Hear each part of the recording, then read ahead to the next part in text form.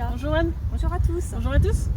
On se retrouve aujourd'hui avec Patricia pour faire un petit peu la suite d'une vidéo qui date un peu. Hein. C'est la vidéo sur la connaissance, la numéro 6, donc il y a presque 2 ans. Et on avait envie de vous parler, enfin surtout Patricia du coup, des bibliothèques, les bibliothèques dans le subtil. Alors parce que je pense qu'il y a des choses qui ont pu évoluer depuis quelques mois. Et puis moi il y a quand même des éléments qui sont à clarifier, en tout cas sur ces notions-là de bibliothèque. Donc dans la vidéo sur la connaissance, tu nous avais parlé un petit peu des bibliothèques akashiques. Ouais. Moi je voudrais bien revenir là-dessus parce que oui, ça me pose quelques questions.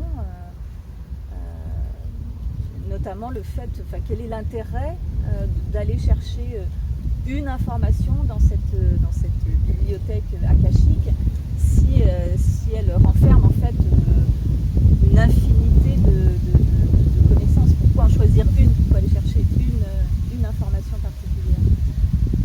Alors déjà de base, c'est pas forcément normalement quand on va aller voir une information dans le subtil, il y a énormément de bibliothèques différentes et on va choisir la bibliothèque en fonction. Il n'y a pas que la bibliothèque akashique qui d'ailleurs aujourd'hui n'existe plus parce qu'il y a beaucoup de détournements qui étaient par rapport à celle-là. Voilà, information d'actualité. La bibliothèque akashique n'existe plus? Non, ça date de, je sais plus, ça devait être vers mai, je crois, de mémoire, enfin de ce que je vois là, c'était dans cette période-là où il y a eu des décisions de justice parce que trop de détournements, trop de copies de cette bibliothèque où les gens accédaient pour des informations du coup qui n'étaient pas fiables, etc.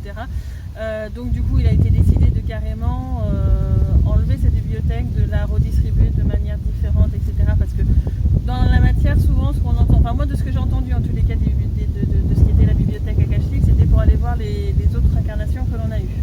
Oui, souvent. Et alors qu'en fait c'était beaucoup plus large que ça les informations qu'il y avait dedans.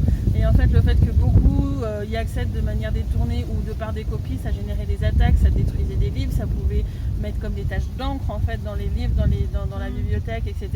Et ça devenait vraiment très problématique parce que c'était vraiment un nom qui était utilisé à un tort et à travers et c'était extrêmement compliqué à gérer dans le subtil.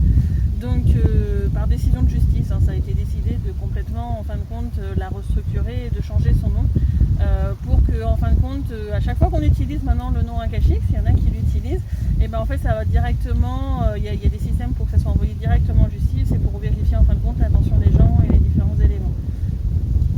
Parce que en général dans ce qu'on trouve sur internet, sur les réseaux sociaux, etc., ça parle pas de bibliothèque akashique mais plutôt d'annales akashiques, d'archives ou de mémoire akashique.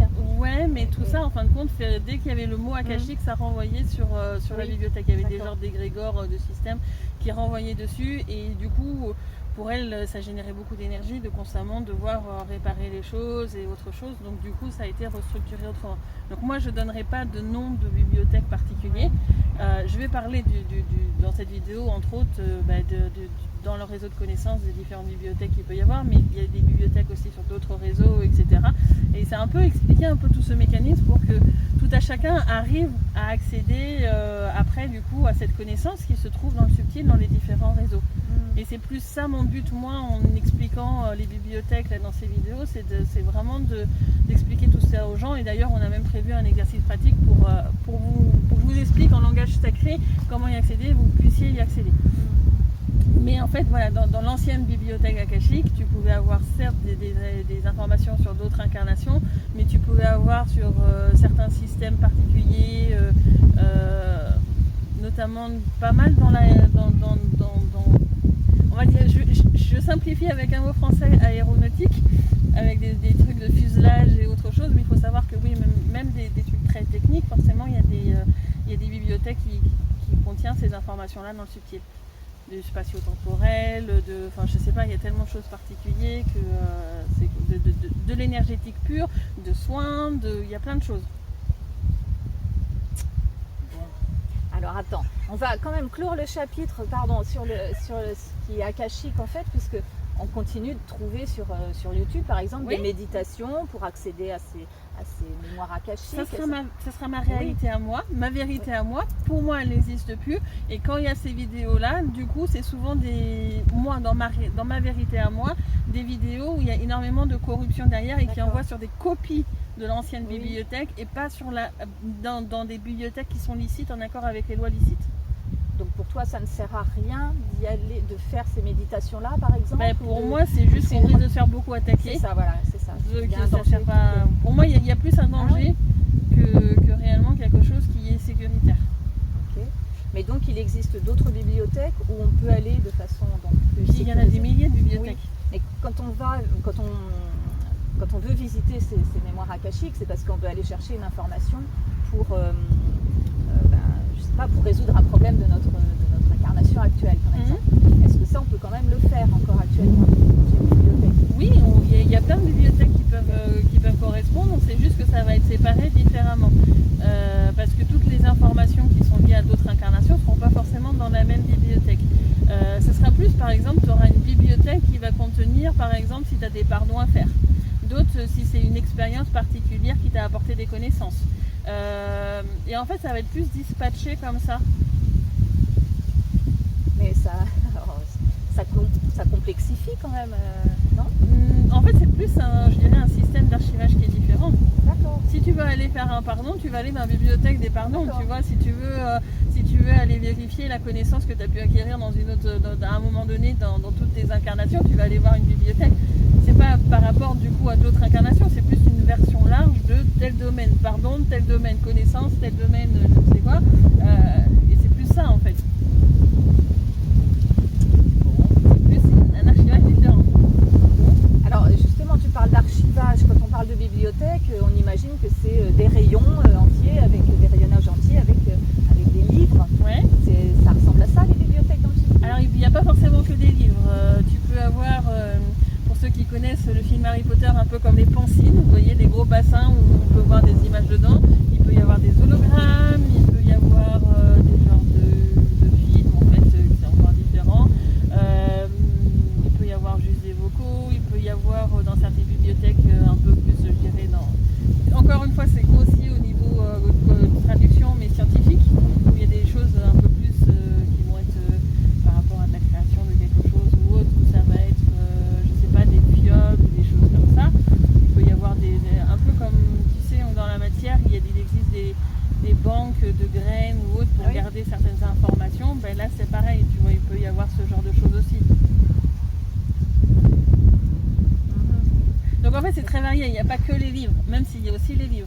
Et j'ai envie de dire, c'est beaucoup plus facile de trouver une information parce que moi, régulièrement, quand j'y vais ou autre, je peux poser la main sur le mur de la bibliothèque dans le subtil, je donne du coup en télépathie l'information dont j'ai besoin et limite le livre il va venir à moi en volant, tu poses la main sur le livre, il peut t'afficher les trucs ou te parler et te le lire si tu n'arrives pas à lire le langage qui est directement dedans.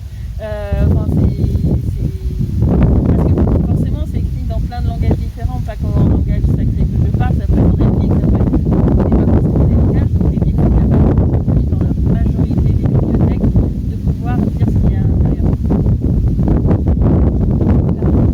Ouais, j'espère qu'il n'y aura pas trop de vent. Est-ce qu'il y a un peu de vent autour de nous?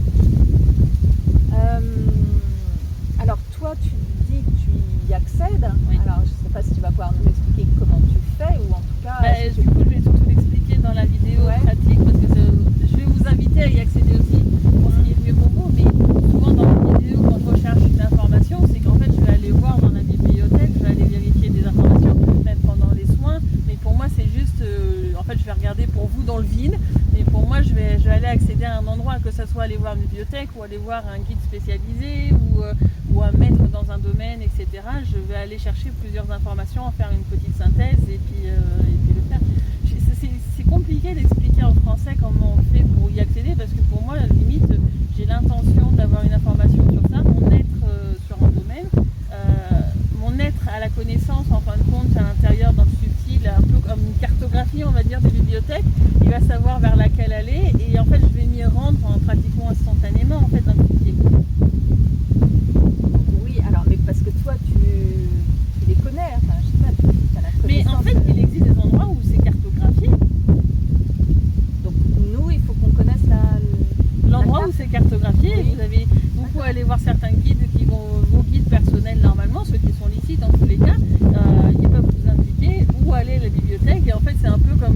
coordonnées GPS qu'ils vont vous donner, mais d'un point de vue multidimensionnel, pour pouvoir y accéder.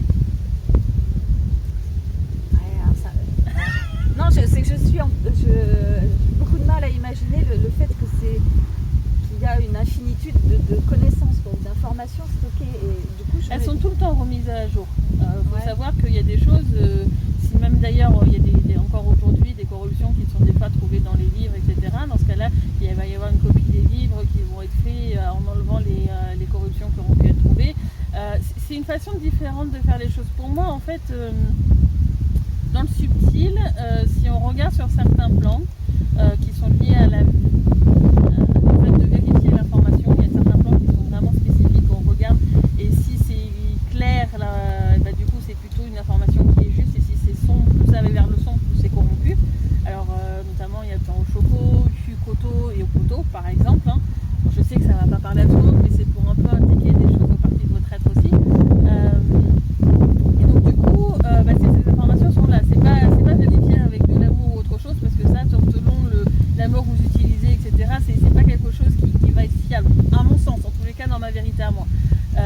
C'est vraiment aller vérifier sur certains plans, c'est des choses que l'on apprend dans des apprentissages de vérification d'informations dans le subtil.